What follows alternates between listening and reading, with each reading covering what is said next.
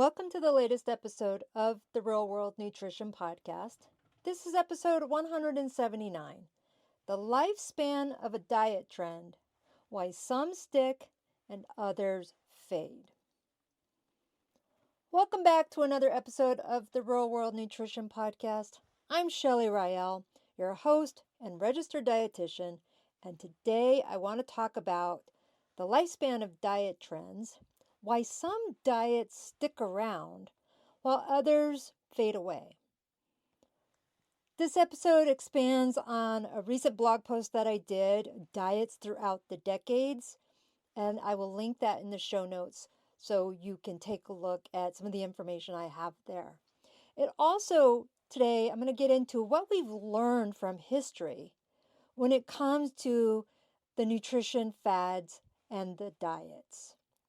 So why do some diets resurface again and again while others completely disappear? What actually works for long-term health? And then piggybacking on last week's episode 178, how does motivation, whether it's the carrot, the reward-based, or the stick, the punishment-based motivation, how does it play a role in diet adherence? So first up, I want to talk a little bit about the history of diet trends. And I want to make it clear that for the most part, I'm talking about the diet trends, not talking about the drugs that are or have been prescribed for weight loss. So diets have evolved over time, but weirdly, as much as they've evolved, some of them just cycle back under new names. So I'm going to take a look at some of the most well-known trends over the decades and what they taught us. But I want to make this clear. This is a general timeline here. Some of these things will be outside of these decades, but you get the idea of what I'm talking about. So it's going back more than 100 years in the early 1910s and 1920s, really in the infancy of nutrition as a science, was the early calorie counting movement when it was first understood that there is a link between energy intake and weight. So there was research showing that the calories we consume had a link with our weight. Now, it's not as extreme as it is today, but that was something that was realized back then.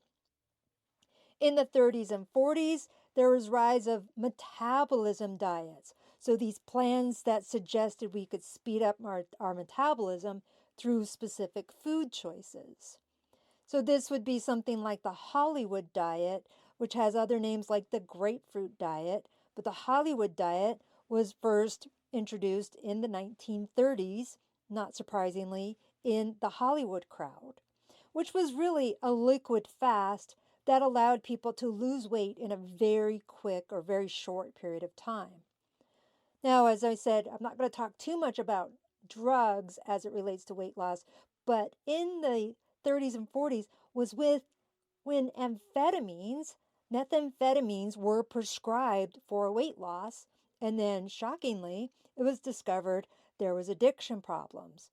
So those were removed, but there were similar drugs over the years that had amphetamine qualities to it.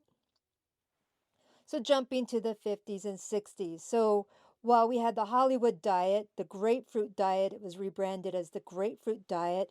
We had the cabbage soup diet. So you may have heard of some of these. These come back every 5-10 years or so. I've seen them come and go over the years. It seems like everybody has heard of these.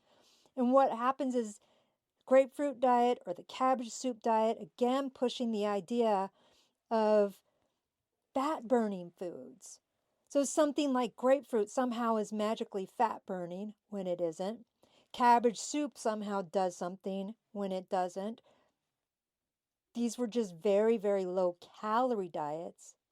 But also in the 50s and 60s was the first introduction of meal replacements.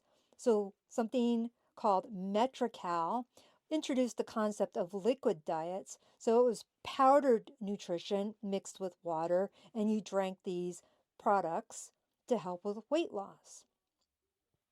Now, in the 70s was the start of the low carb revolution, and that started with the original Atkins diet. Dr. Atkins published his first book in the early 1970s. And then there was also the Scarsdale diet. So both of those were low carb concepts in the 70s. But then as the 70s moved towards the 80s, there was this idea of low fat dieting, and that was in response to concerns about heart disease. Now, as we understood more about heart disease, that changed over the years, but really the 80s is when the low fat craze dominated. Brands flooded the market with fat free products, but they were highly processed and they weren't low calorie necessarily. So that was a big thing, lesson learned in the 80s. Fat free didn't mean low fat. Fat free didn't mean low calorie. There was also in the 80s, although some of these might have been earlier, Weight Watchers, which is still around today. It's been rebranded a little bit. Slim Fast, again, the popularity of the liquid diet or the shake. So a shake for breakfast, a shake for lunch, and a healthy balanced meal for dinner. But then there was also the prepackaged frozen food program. So something like Jenny Craig. So there was these centers that people could go to get weighed and have check-ins. Weight Watchers did that as well. But you also got food with some of the programs like Jenny Craig. Then in the 90s, we had the high protein diets. So there was the low carb revolution of the 70s. 90s, it was rebranded as high protein, low carb. Atkins made his resurgence in the 1990s. And there was also the idea of things like the zone diet, which focused on the macronutrient balance, so 40-30-30. There was other different high protein diets or diets that claimed that sugar was the demon, sugar busters, and the idea that sugar addiction was part of our problems. Not saying that sugar is healthy, but it does have its place, and that's not the reason people have all their issues. In the 2000s, detox diet, the master cleanse was everywhere. Once again, a liquid type diet that allowed for quick weight loss in a short period of time. This is also where the paleo started coming in, gaining traction in the 2000s. And this also pushed the idea of clean eating, which doesn't have a true definition, but the idea was eliminating processed foods. And this is when the internet allowed things to become more widespread. So up before this, either the internet didn't exist, or in the early days of the internet when it was publicly available, had a limited time. We had to pay for how much time we wanted to be on there. Some of us remember this. Some may not even know this happened. But once the internet became more widespread and unlimited, boy, there was a new way to spread information about various diets around. So not just from magazines and entertainment shows, but we would hear more, see more of it with forwarded emails and that sort of thing. In the 2010s, this is where keto showed up. We had Whole30, intermittent fasting, started in the teens.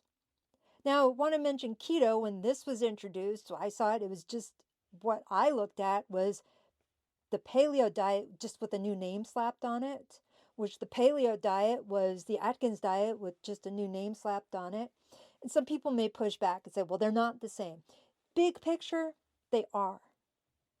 But these were the Whole30, intermittent fasting, keto, other things coming up in the 2010s.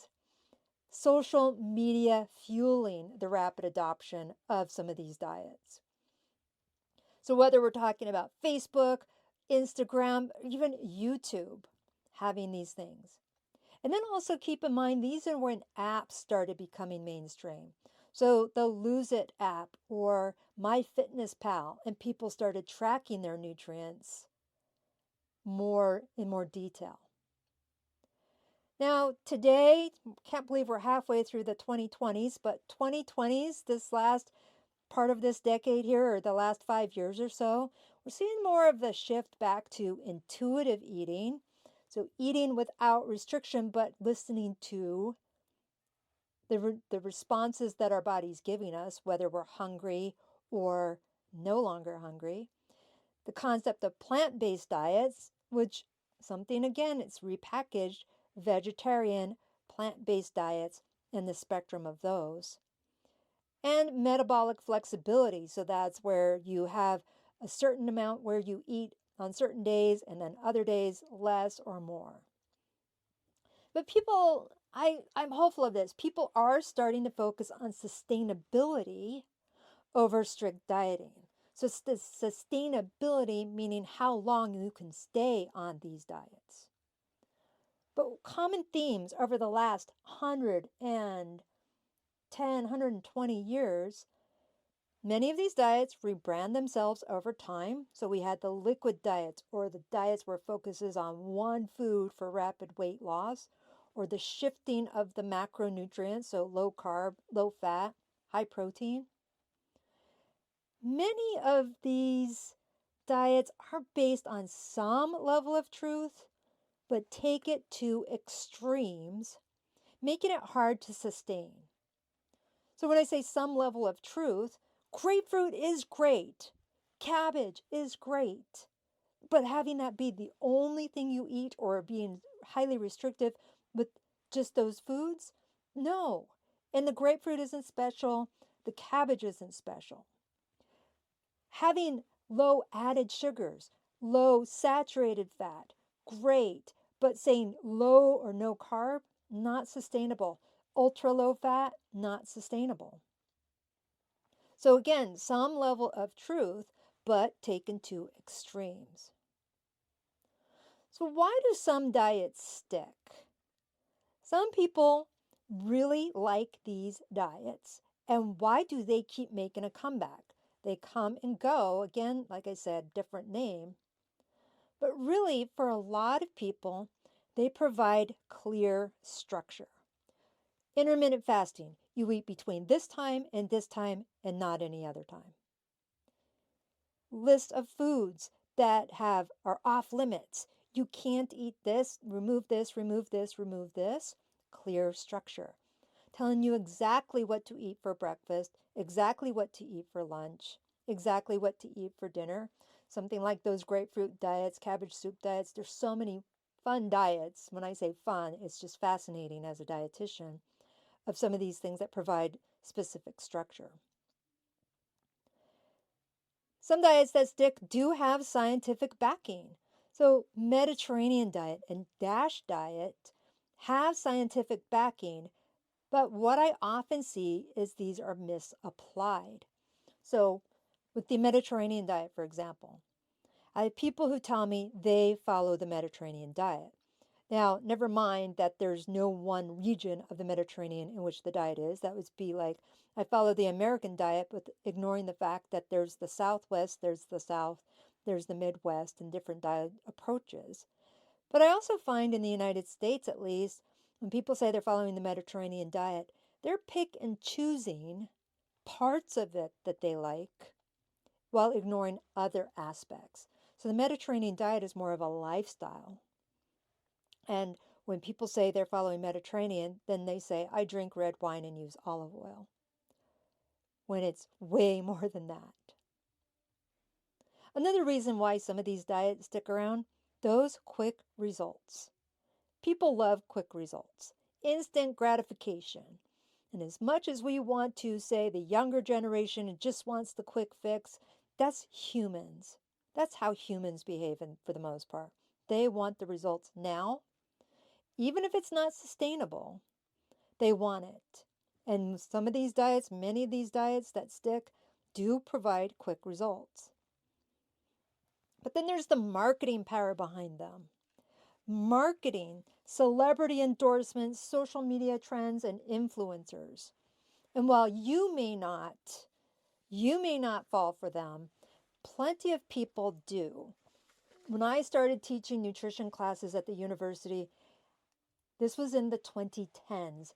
The Kardashian and their diet pills, over-the-counter diet supplements, were popular. Even though there was lawsuits, they didn't work, they were dangerous, but those celebrity endorsements among a certain population, it made everything legit. And truly, in a lot of cases, these diets that people say that celebrities follow or supplements they use don't actually follow or use them themselves, or people are helping them with their cooking and prep and that sort of thing. But let's talk about the reality of why many of these diets don't stick long term. Because it's the focus on restriction over balance. That no, you can't have this, you can't have this, you can't have this, or cut this out, cut this out, cut this out. So this is where that carrot versus the stick approach comes in as it relates to diets. What motivates people to stick with a diet? So the stick approach, or the punishment-based approach, is a lot of diets operate on fear and restriction. Don't eat carbs. Avoid sugar. Cut out whole food groups. I used to get my hair cut by somebody who said, I'm not eating sugar, not eating wheat, not eating grains, not eating this, not eating that, not eating this. And I was like, what do you actually eat? But that's, again, the punishment-based approach is that idea of restriction is somehow better. But really, for most people, this leads to short-term success, long-term burnout. That person I used to go to when I got my hair cut and she was always talking about whatever diet she was on, it exhausted me. And it's my job to talk about this stuff. But I almost didn't want to go anymore because I did not want to hear about the latest diet she was on and how awesome it was, despite the fact the last diet was awesome. The carrot approach, or the reward-based approach, this is approaching it from the sustainable health changes come from adding in nutritious foods, focusing on the enjoyment of food, setting realistic goals, and this is what makes habits stick. So instead of banning sugar, focus on adding more fiber, more protein to stabilize blood sugar levels. Now you can do both. However, when I encourage people to focus on more fiber, more protein, the amount of added sugars they tend to have diminishes. When I encourage people to focus on adding in nutritious foods, so make sure you're getting your fruit and vegetable allotment for the day, the other stuff tends to fall away. So what do you want to add in or cut out? What works for you? I've met people who say they have to cut out certain foods, otherwise they go over their limits on that. They know they can't deal with it, so they cut it out. But let's talk about what actually works long term. Truly successful nutrition plans focus on a few aspects here.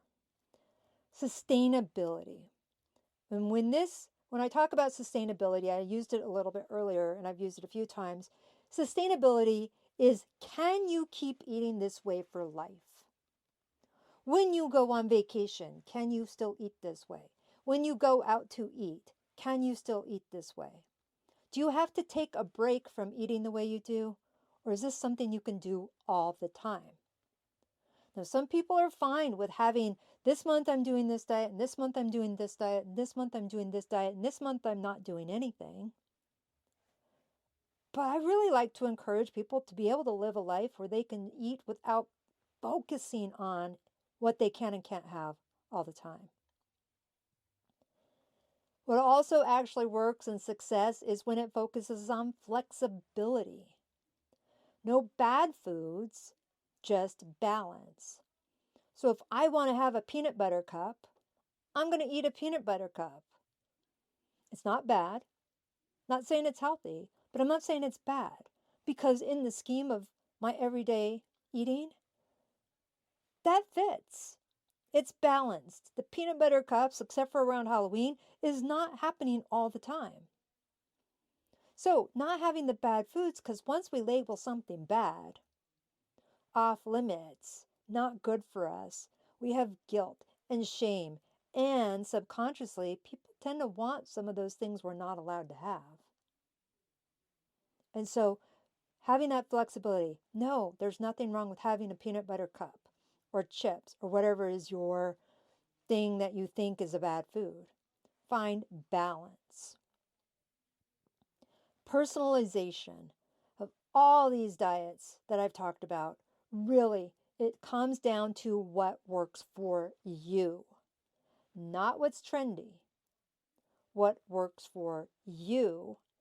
And one of the diets from back in the old days was the blood type diet. It had zero science behind it. I did a presentation for this when I was working on my master's, but it was the idea that everybody with type A blood was supposed to lean more towards being vegetarian. Everybody with type O blood was supposed to be focusing on more meat-heavy diets. And you know what? In the big picture, between the two individuals in my household, one's type A, one's type O, and we go back and forth on both types, having less meat at times, having more meat at times, always finding vegetables, but both of us have our own personalization for it. So to suggest that everyone born with this blood type or born under this zodiac or born in this month or in this state follows this diet doesn't work that way. We want to find a way of eating that emphasizes balance over restriction, such as the Mediterranean diet approach or intuitive eating, which it can be both of those. But having that balance over restriction, you're more likely to succeed in the long run. Now, I do want to say this. As I was talking through all of this, diets was talking about, for the most part, weight loss, fat loss. Diet really means your overall pattern of eating. And if intermittent fasting works for you in the way you define it, great. And some people do it without even realizing it. If I am done eating by 6 o'clock at night and don't happen to eat breakfast until 10 in the morning, I just call that my pattern of eating. Yet other people want to label it intermittent fasting. And it's not a rule, it's just how my life is structured at the moment. If my schedule changed, I would probably shift that. But that's not either here nor there. I'm just giving you an example, not suggesting that's what you need to follow. So really, just a few closing thoughts here, the takeaway. Diet trends come and go. Nutrition and your overall health is forever and affects you long term. So having these different approaches over the years, you're still alive if you're listening to this and you've done this. But what is it doing to your health? If we focus on the fruits, the vegetables, the whole grains, the appropriate proteins, that's going to be so much better.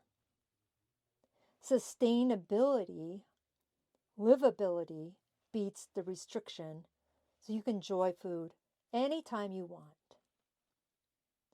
Focusing on the balance and not the extremes, not the all or nothing, not that I can't, not I'm super restrictive 4 days a week and the other 3 days I go all in, or 4.5 days, because most of the people I've worked with, they do great Monday, Tuesday, Wednesday, Thursday to Friday afternoon, then Friday afternoon or evening till Sunday.